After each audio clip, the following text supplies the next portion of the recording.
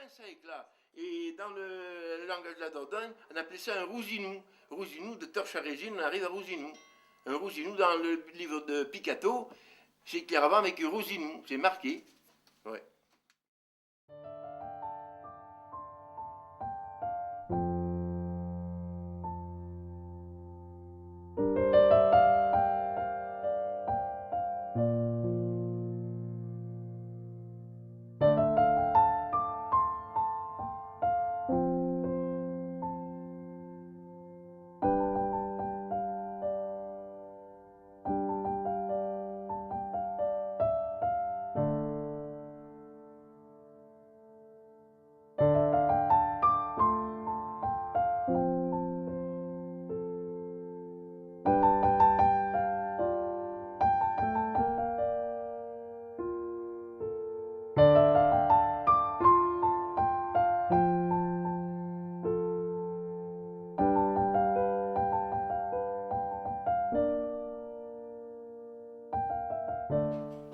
Il faut que je mette un bout de bois parce qu'il va falloir qu'on aille là-bas.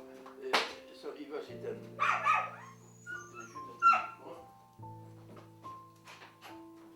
Attends, Jojo, bouge pas. Et il fait pas trop de bruit. Dans mon lit, c'est bizarre. Oui, oui.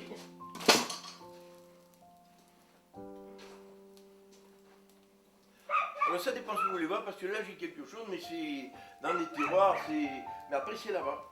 Les outils c'est là-bas. Alors en outils j'ai quand même des trucs intéressants. Si vraiment vous voulez.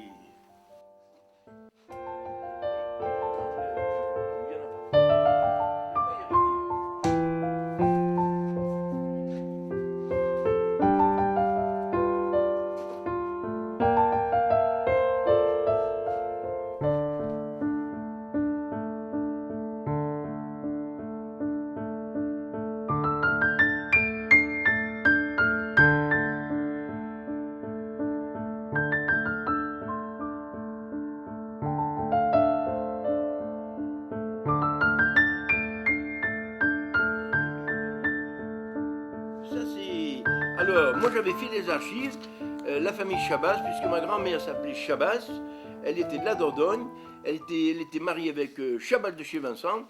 Alors moi, avec des actes notariés, j'avais fait des archives, et je suis remonté à 1737. Alors là, c'est monsieur... Comment j'ai dit Alors, si j'avais pas fait les archives, je l'aurais pas connu. C'est une histoire qui est arrivée à mon arrière-grand-père. Alors, voilà, tenu de lui accommoder ses barriques. Alors, il était quelquefois plus commode d'accommoder des gens qui s'étaient battus et blessés. Oui, le jour de la Saint-Roch de l'année 1753, Jean Chabas, laboureur, donc mon arrière-grand-père, et Joseph Lapère, charpentier, tous deux demeurant au village de Chez-Vincent, paroisse de Montbron, étaient allés ensemble pour faire leur dévotion et entendre la Sainte Messe qui se célébrait le même jour en la chapelle de Chimanou, paroisse d'Imoutier. Et il faut savoir que Saint-Roch était le patron des bouviers et des laboureurs. Ils mangèrent aussi le canard, comme on avait l'habitude de le faire ce jour-là, dans les prés voisins. Peut-être burent-ils plus que de coutume. Ils eurent entre eux des contestations et en se retirant à leur domicile, se donnèrent plusieurs coups, tellement que le dit Chabas fut grièvement maltraité et était sur le point d'informer devant le juge de la juridiction de Varennes dont dépendait son village. Alors, le notaire Clément de Montbron se chargea de les accommoder en rédigeant cet acte qui contentait les deux hommes. Le dit Lapère se serait retiré par devers le dit Chabas et les témoigna aider à ramasser sa dite récolte l'année précédente, 1753, et de lui accommoder et foncer ses barriques sans pouvoir prétendre à aucun paiement. Voilà, c'est ça qu'on a trouvé. Il était âgé de 17 ans. Jean Chabas, dit Minini. Ils avaient tous des surnoms. Non, mais il est là, ce matin, il est pas embêtant. Hein. Parce que d'habitude, il fait un trou comme ça avec ses deux pattes devant. Hein.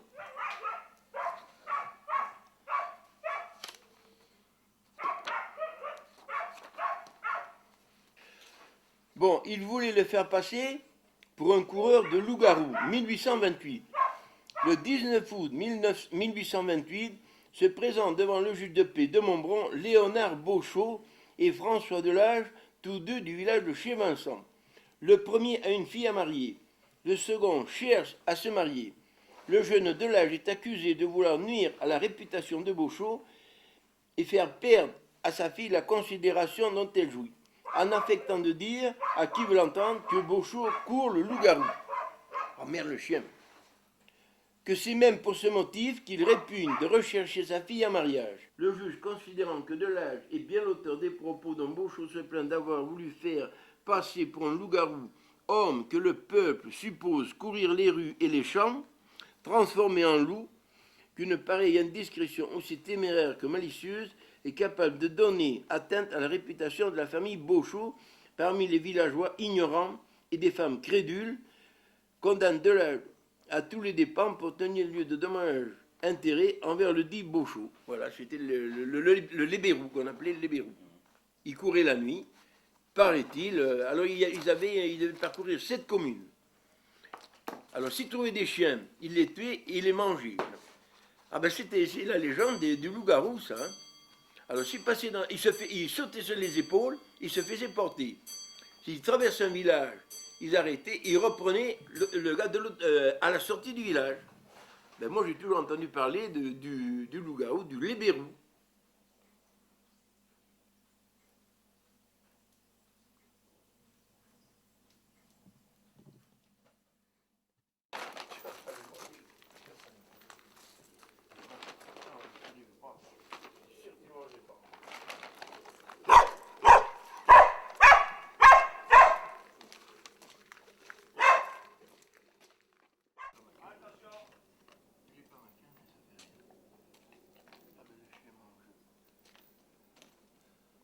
Ah ben ça va, le chien mange les croquettes. C'est bon, c'est bien Jojo. Mange mon petit Jojo, mange. Jojo. Jojo, allez, mange tes croquettes. Mange tes croquettes, Jojo. Mange tes croquettes, Jojo. Mange tes croquettes, Jojo.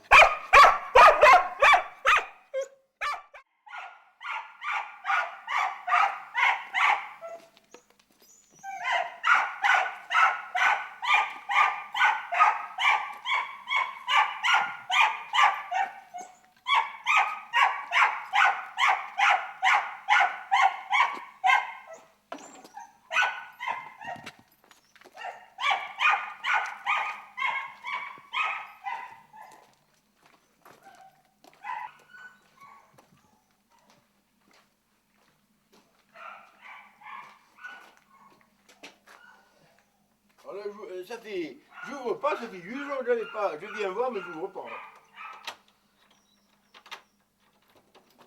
Alors là, il faut que j'allume.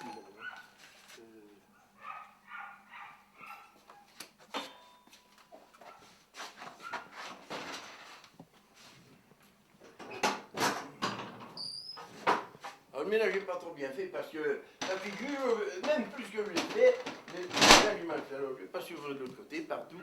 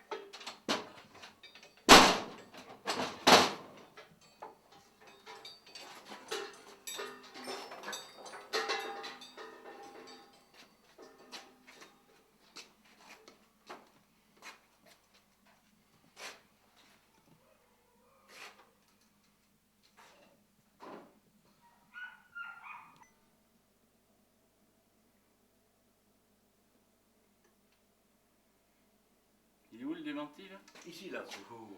Ah merde.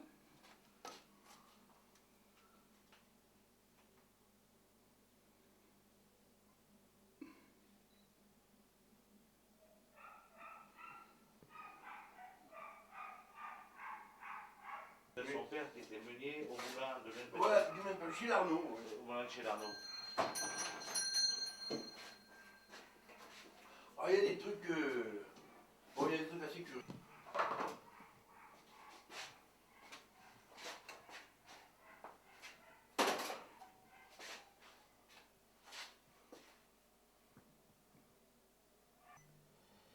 Allez, on y va. Alors ça, ce sont des fers à repasser. Alors tous ces fers à repasser là, c'est du fer forgé, il était fabriqué par des forgerons de village. Ce qui est curieux, c'est qu'il n'y en a aucun pareil. Il y a toutes des formes différentes. Alors après, on arrive là, ça c'est des fers en fonte, on appelait des carottes tailleurs. C'était les hommes qui se servaient pour pas mettre en pli les costumes aussitôt coupés. Alors alors ça, c'est ce qu'on appelle des fers à lingots. Mais là, alors là, il est coincé. Alors on ouvrait derrière, on mettait un lingot rouge dedans, on refermait. La première chose, c'était pour ne pas salir. La semelle restait propre. Alors ça, c'est un fer à lingot. Alors on appelle ça une langue de bœuf. Alors c'est pareil. Voilà, on ouvrait comme ça. On sortait le lingot, on remettait le lingot. Alors on appelle ça une porte-guillotine. Voilà. Alors dans les fers, ça c'est en forte, c'est un cadeau de mariage. Alors, parce que ça s'offrait souvent en cadeau de mariage. Il y a un cœur avec une couronne. Alors,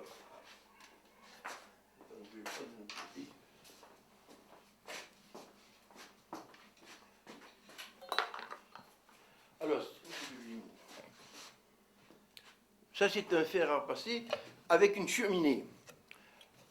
Avec une cheminée, alors ça c'était pour évacuer les gaz de combustion. Alors ça s'ouvrait, et moi je l'ai fermé. Alors on mettait des braises, et puis les gaz sortaient par là. Alors après, ça c'est un fer à repasser aussi. Il est 18e, voilà, pour passer les trucs assez fins. C'est tout en fer forgé. Ici, les monoblocs, c'est tout en fer forgé. La semelle est rapportée à chaud dessus, comme le soudage à la plaque. Alors ça, c'est ce qui est venu après, c'est des fers des carottes tailleurs, mais électriques. Alors ils pouvaient aller jusqu'à 10 kg. Alors ça, c'est un carotte tailleur à poignée démontable. Voilà, alors il est poinçonné. Alors, il y en a un qui chauffait, normalement il y en avoir deux. Il y en a un qui chauffait, et puis après on mettait la poignée, et puis on passait. Alors, ça c'est un des plus vieux. Paraît-il, il est 17e. C'est un fer de corsetière. C'était pour repasser entre les baleines des corsets, à poignée démontable. Voilà. Normalement, il est 17e. Alors, pour donner un aperçu, parce que ce n'est que de la ferraille, et un fer comme ça coûte 300 €. Mais il n'y a personne qui mettra 300 €. Moi, je l'ai payé assez cher, mais je n'ai pas payé 300 €. Mais la cote, c'est 300 €. Pour donner une idée, moi, on me dit que je suis un milliardaire. Et bien, les milliardaires, la ferraille est chère, mais... C'est parti. Bon, alors, je peux y aller? Alors, à la première vue, on pourrait croire que c'est un rouet, ça. Alors, c'est pas un rouet, parce que moi, j'ai mis Saint-Ger, c'était pour égarer un peu de visiteurs, histoire de faire rigoler. Alors, en fait, de rouet, c'est le même système qu'un rouet. Il y a un flexible.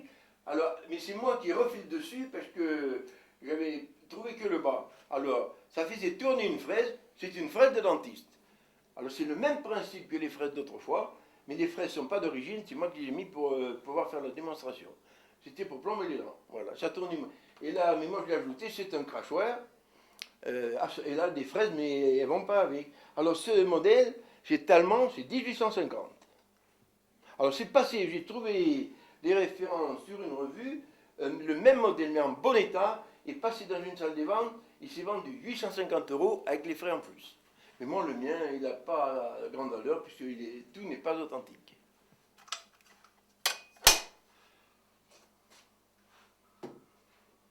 Alors, cette pièce-là, c'est un ciseau de vendangeur. Il est 18e. Alors, pour la petite histoire, c'est un forgeron, un ancien forgeron de la région qui me l'avait vendu et qui m'avait dit que c'est lui qui l'avait fabriqué pour couper l'air des chevaux. Alors, ce forgeron est encore en vie. Alors, il doit avoir à peu près 350 ans. Ça veut dire que dans la région, on vient très vieux. Voilà. T'es barbeau. J'ai enregistré. Alors ça, est-ce que je le dis, le verrou de Brantôme? Ah ben oui. Pourquoi pas. Alors il était synonyme de, comment j'ai dit, mais c'est pas procréation, non. De fertilité, oui. Alors ça, c'est un verrou que j'ai reconstitué pour pouvoir parler du verrou de Brantôme. Alors j'ai vu pas mal de monde à la suite d'un rallye qui avait été organisé par Alain Vergniaud, le photographe de Montbron, et qui a fini ici. Alors le verrou de Brantôme, c'est un verrou qui se trouvait derrière la porte de l'église. Alors les femmes qui voulaient se marier et qui ne trouvaient pas de prétendant, alors il fallait qu'elles aillent toucher le verrou. Le jour le plus propice, c'était le jour de la Saint-Sicaire. Saint-Sicaire, c'est le patron de la ville de Brantôme. Alors, c'était une grosse foire de Brantôme. Elles allaient à la foire de la Saint-Sicaire, et le fait de toucher le verrou, elles se mariaient dans l'année. Voilà, c'est ça l'histoire du verrou de Brantôme. Ben, il y en a qui... C'est assez barbare. Alors, mais ça c'est connu, hein. Je peux y aller là? Alors ça c'est un troquet. Alors quand les vaches avaient mangé du trèfle ou de la luzerne, elles gonflaient. Alors avec ça, on leur piquait le flanc, mais alors à un endroit précis. Alors ça, c'était comme ça, on piquait avec ça. Alors ça c'est creux, ça restait dans la peau pour évacuer les gaz. Et puis quand c'était évacué, peut-être un jour, on enlevait ça. Et puis, alors les vétérinaires avaient ça, et à la campagne, certains paysans avaient ça.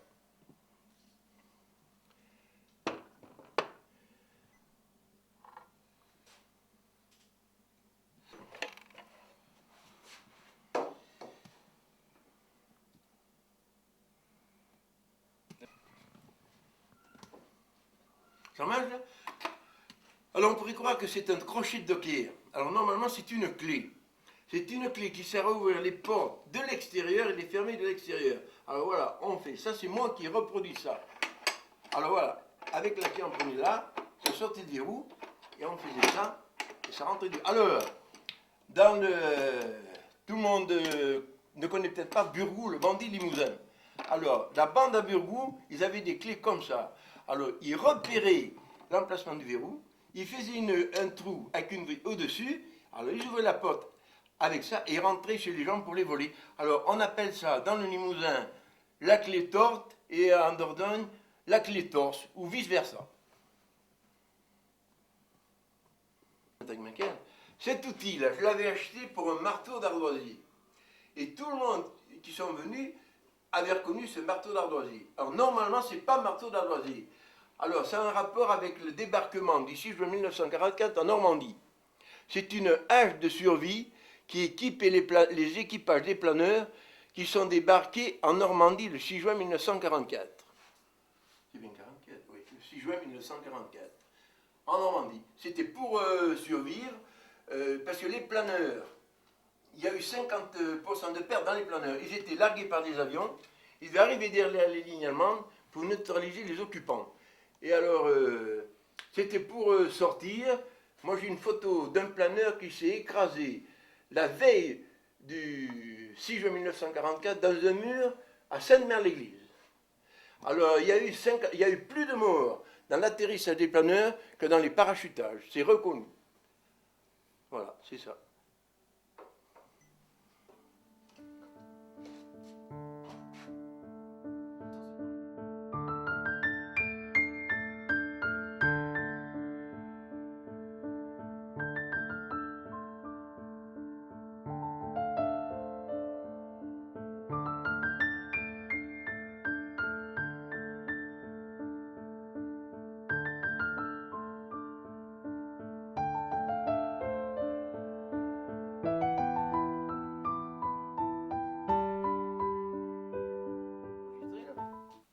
Alors cette crémaillère, c'est un cadeau de mariage. Alors elle a une croix ici, on ne la voit pas beaucoup, la voit, c'est ça. Alors c'était offert en cadeau aux jeunes mariés. Alors quand les jeunes mariés s'installaient dans une maison, ils pendaient la crémaillère. Alors c'était fait pour protéger la maison et le repas qui cuisait sur le feu. C'est là que vient l'expression pendre la crémaillère. Normalement, elle est 17e. Elle est marquée, en fait, Troisième République, en lettres dorées, 1879. Alors elle est très, très bien faite. Et ça, c'est une réclame de crémaillère qui a été faite en prenant exemple sur les compagnons. Parce que ça, c'est l'arbre de vie, c'est un emblème des compagnons. C'est une reproduction, mais très très bien faite. Ah ben ça, je sais pas, vous marchez toujours. Alors ça, on appelait ça la campagne de Tassail. C'était pour, ça se mettait, le timon de la charrette passait dans l'anneau était accroché et c'était ça qu'on mettait derrière pour retenir le timon. Alors cette cheville ou Tassail, elle a une croix, exactement comme la crémaillère. Alors on appelait ça une croix de protection, parce que dans la majorité des cas, quand on avait dit les vaches, on finit son style de croix de façon à être protégé. Peut-être pas qu'ils avaient de la foi, mais ça servait de protection, ça c'est sûr. Ils avaient un peu peur de tout et il fallait être protégé.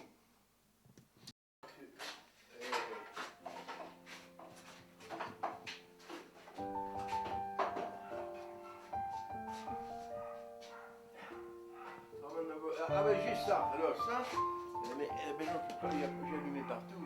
Ah non, il y en a une qui peut allumer encore.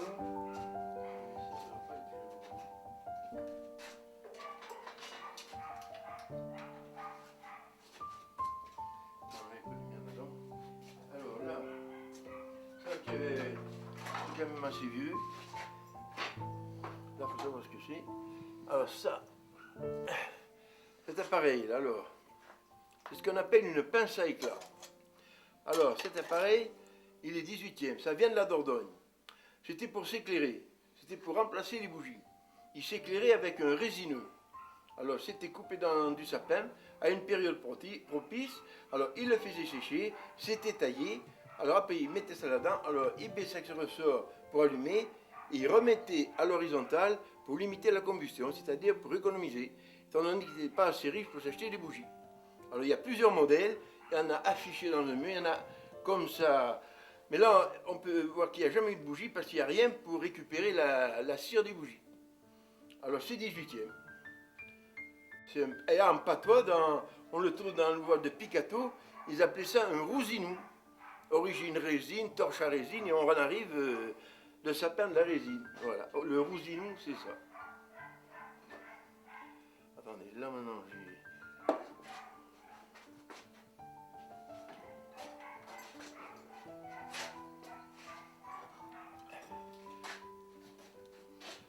Alors là, c'est un grille-pain. Alors voilà, on coupait autrefois, il y avait des tourtes et des couronnes. Alors on coupait une tartine, on la mettait dedans et le long du feu. Alors une fois que c'était grillé un côté, ce qui est curieux, on tournait et on faisait griller l'autre côté. C'est qu'on voit que les forgerons, c'était vraiment des artistes. Alors il est peut-être 19e, mais voilà. Et alors j'en ai un autre modèle. Ici, là c'est pareil. Alors là il y a la tartine, attendez, je vais le sortir. Je vais fermer les lunettes. Voilà. Un grille-pain, mais celui-là, il tourne. Le grille-pain que j'avais trouvé dans un brûlot à la ferraille, voilà, pareil, il tourne et on grille de l'autre côté. Et alors j'en ai un autre en double. Attendez, c'est qu'il est. Il y en a un peu partout, je sais pas.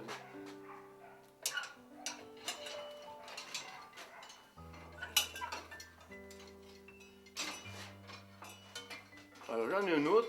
Là, il ne tourne pas, mais on grillait deux tartines à la fois. Voilà. Toujours forgé à la main. Alors, cette boule-là, alors c'était monté sur un trépied, c'était pour griller le café. Alors, il y avait une manivelle, et d'ailleurs, j'ai la même qui reproduit là-bas. Alors, on ouvrait ici, on mettait le café dedans, et puis on tournait sur la braise et on grillait le café. Sur un trépied, c'était monté sur un trépied, en tournant, on grillait le café. D'ailleurs, j'en ai une avec le... Où c'est qu'elle est? Où c'est que... Là, voilà. Celle-là. Là, vous ne pouvez pas. Là, voilà. C'est la même chose. Avec le manche pour griller le café.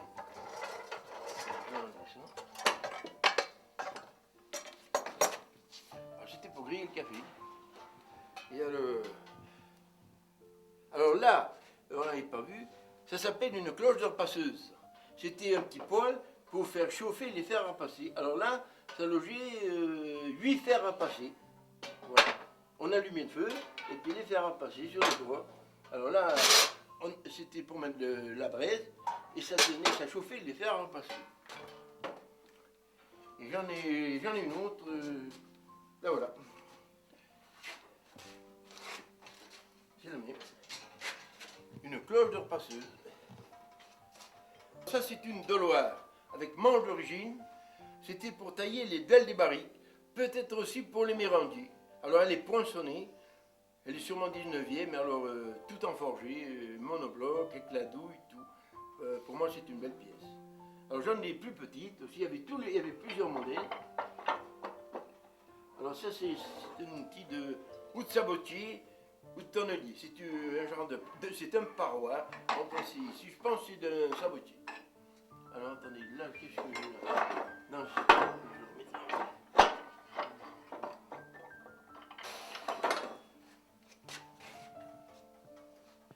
Alors ça c'est une hache pour équarrir les chevrons. Voilà. Tout en fer forgé avec manche d'origine. Voilà, c'est du travail de forge, ça revient là, et puis pour équarrir les chevrons. Mais celle-là, elle n'est pas déportée. J'en ai d'autres qui sont un peu déportées. Ces chenets là, ils ont une curure. Ces chenets, vous pouvez les filmer là? Alors ces chenets, les chenets, après on appelle ça normalement des landiers.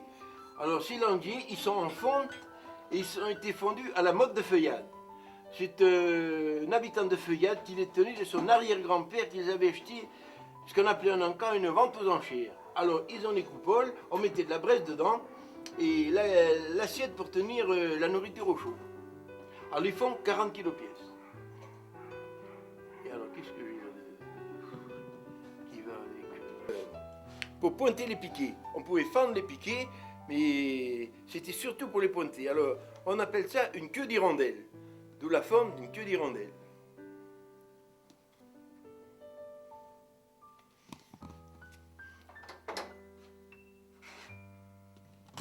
De tonneliers, de cercliers, il y a toute une collection de planes. Alors, ça a commencé que moi j'adorais la chasse. C'est les armes qui m'ont amené ça. Alors sur cette cheminée-là, il y avait un fusil qui apparemment datait de Napoléon Ier. Alors moi j'ai commencé à collectionner les fusils. Et puis, ce fusil, quand les Allemands sont venus, parce que pendant la guerre, on vendait des fusils, il fallait apporter des fusils à la mairie. Ce fusil était resté sur la cheminée. Alors, quand les Allemands sont montés là, ma mère l'a vu, elle l'a balancé dans les ronces. Et puis moi, après, j'avais récupéré ce fusil. Alors, on ne savait pas ce que c'était ce fusil. Et puis, il y avait un gars, un chiffonnier qui était à Montambeuf, le rouge, il était connu. Alors, il y a un gars qui travaillait à l'usine, et je lui dis, tu ne saurais pas si il avait une coche de fusil, j'avais récupéré le canon. Je trouve une coche de fusil qui ne s'adaptait pas trop bien. Et puis, quand je suis allé chez Rouget, que j'ai vu tout le bardac qu'il y avait, j'ai dit ça m'intéresse. Et puis, j'ai continué comme ça. Je suis parti de là. Hein. Puis, j'avais été à la Filibrée à Champagnac-de-Belair. Quand j'ai vu tout ce qui était allé dehors, là, c'est là que j'ai parti. Je me suis mis à chercher. Mais j'ai commencé par les armes. Hein. Et ce fusil, il venait de la famille. C'était un oncle à mon arrière-grand-père qui avait fait 7 ans dans les armées napoléoniennes. Là, la foire aux puces Angoulême, tous les 15 et le 2, il y avait la foire aux puces et Rempart de l'Est, la rue qui monte de la gare, le boulevard Berthelot.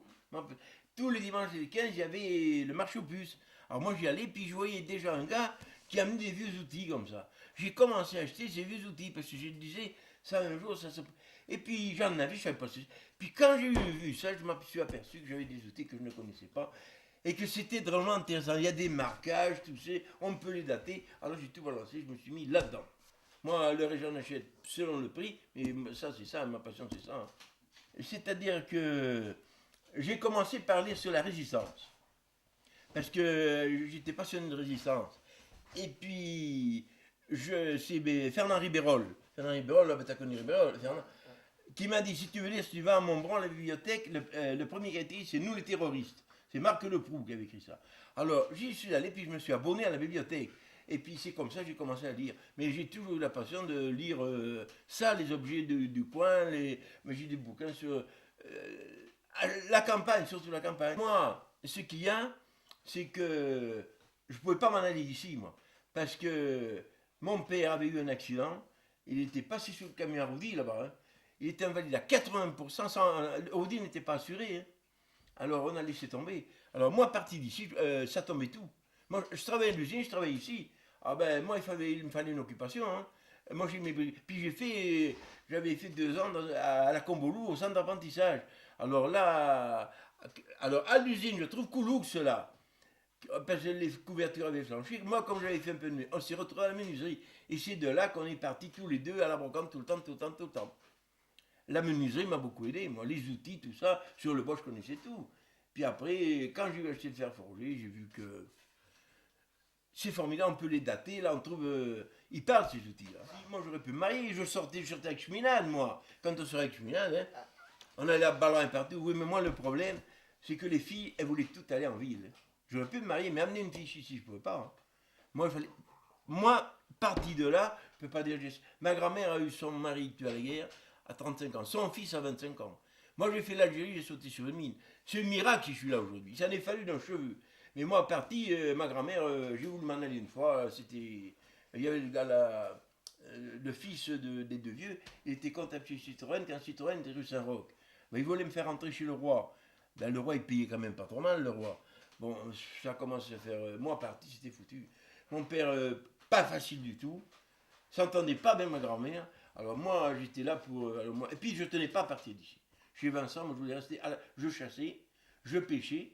Moi, les oiseaux de la nature, c'était tout. Moi, à Ruelle, j'ai pas voulu rester. On cherchait au lance-pierre. Alors moi, j'ai dit à mon père, moi, je veux plus... Moi, je suis revenu à pied. Hein. Alors mon père a dit, on veut bien t'enlever, mais le lance-pierre, tu me le coupes. Je ne l'ai jamais retouché. Ah, je regrette rien. Hein. Ça m'a tout appris. Ça, pour moi, c'était formidable. Moi, là, premièrement, je vois ma sœur est mariée. C'est une responsabilité. Il y a des gosses, il faut les élever. Alors à l'usine, on faisait des équipes. Les gars qui faisaient des équipes, pour être... ils faisaient équipe contraire pour garder les gosses. Ils ne faisaient pratiquement jamais. Ça arrivait le matin, les gosses sont pleurés, on n'a pas... Mais moi, j'ai dit, je ne tiendrai jamais à ce truc-là. Moi, je ne peux pas aller ailleurs, je n'avais pas de qualification. Ou aller à Angoulême, mais moi, non. Et puis, je voulais rester ici. Ma soeur, le sien, m'a toujours dit, tu suis Vincent, c'était tout. Hein. Moi, je suis très attaché à chez Vincent, puis il n'y a rien à faire. Moi, parti d'ici, l'armée, j'ai pas eu trop de problèmes. Ben, j'avais fait de la préparation militaire. On a retrouvé la carte postale. Et bon, à l'armée, la préparation militaire, j'étais brigade-chef. Alors, mais j'étais content de revenir. Ah oui, l'histoire, je connais quand même un peu. Hein. Oh ben moi, c'est pas pour me vanter, mais je cloue le bec à certains, hein. Des historiens, hein, ils connaissent pas tout. Hein. Enfin, maintenant, ça dépend de ce qu'on lit. Mais sur la résistance, moi, je connais. Hein. On descend d'une... Où c'est qui me l'a donné? On descend d'Anne d'Autriche, hein. Anne d'Autriche, un écuyer, comment ils appelaient? Des chevaux légers. La femme de Louis XIII, et là... je me rappelle, d'Anne d'Autriche, il y a quelque chose comme ça, il est remonté jusqu'à 36, 1736, et il cherche encore. Hein. Il a fait un petit truc dessous. Merde, je sais plus où je l'ai mis. Ah ben moi, je sais, à partir de ceci, c'est ça qui a tout. Je cherche un truc pour encadrer. Alors, il y a une armoire, il y avait des boîtes en carton. Il y avait un rouleau comme ça. C'était des actes. Oh putain, je vois Louis-Philippe. Ah, j'ai dit ça y est, puis j'ai trouvé. Le fusil, ancien militaire, tout ça. Puis c'est là que je me suis mis dans les archives. Et puis là, je connais la famille. Hein. Je connais la famille. C'était une cisaille de chaumier. C'était pour retailler les rebords des toits de chaume. Ça, elle vient de la Basse-Corrèze. Parce qu'en Corrèze, il y a encore des toits de chaume. La Normandie. Alors ça, c'est une belle pièce de forge. Le gars qui l'a vendu, il vient de la Corrèze.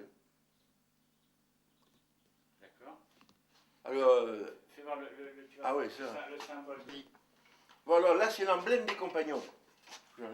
Alors, l'équerre à l'envers, le compas et la bise aiguë. Alors, la bise aiguë, avant l'équerre, être d'équerre, les compagnons, ils étaient...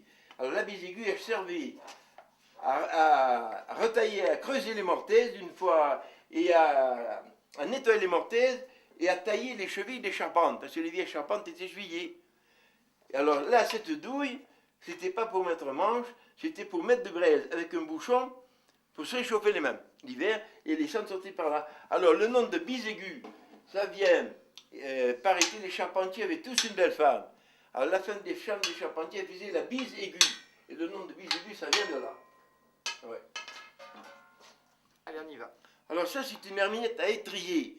Elle n'est pas percée, le manche est retenu par un étrier. Alors c'est une herminette à deux mains. C'est moi qui refais le manche d'après les bouquins. Et elle était surtout employée par les charpentiers de marine. Et dans le langage de la Dordogne, on appelait ça un rousinou. Rousinou, de torche à résine, on arrive à rousinou. Un rousinou, dans le livre de Picato, c'est clairement avec un rousinou, c'est marqué. Ouais. Alors ça, c'est un crochet qui n'est pas, qui a été créé avant le système métrique. Le système métrique a été créé par la Convention en 1792. Alors, il n'y a pas de gradation, il se repérait par des points et des traits. Et alors, avec ça, il pesait les moutons suspendus par les pattes. Alors, le poids est tout forgé. Et ce crochet, il vient du château de Nontron ou de Mademoiselle de Monron qui avait la collection de poupées. C'est connu, Mademoiselle de Monron. C'est je l'avais un antiquaire de la Tour Blanche. Alors tout ça, c'est pareil. C'est avant le système métrique. Les tiges en bois, c'est avant le système métrique.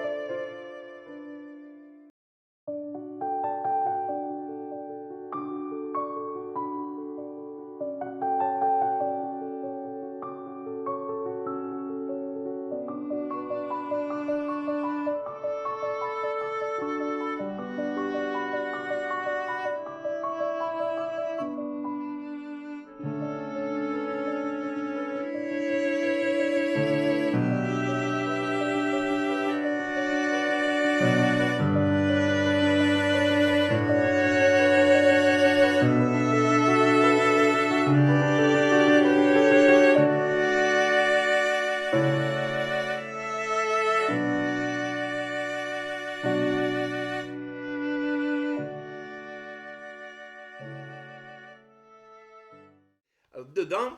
Après, on tassait la poudre, un bout de papier pour. Après, une balle en plomb qu'il faisait, il y avait des moules à balles.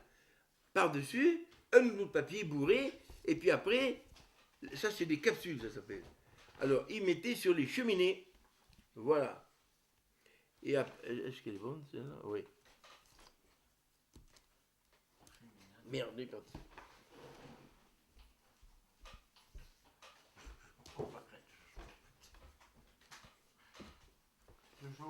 C'est chaud. Viens là! Oh, mais je lui ai fait manger des paquets entiers de gâteaux, moi, des fois, pour le faire. Viens là, Jojo! C'est du fulminate de mercure. Alors, bon, les capsules dessus. Et puis alors, alors après, la détente. Ah, ça n'a pas marché. Hein. Non, elle est pas bonne. Le premier, ça a bien marché. Mais... Toujours quand on en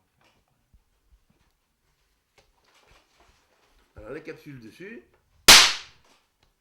Et le coup gauche. Alors, ça s'appelle, en langage les armes à percussion, mais à la campagne, c'est le fusil, le pistolet à piston.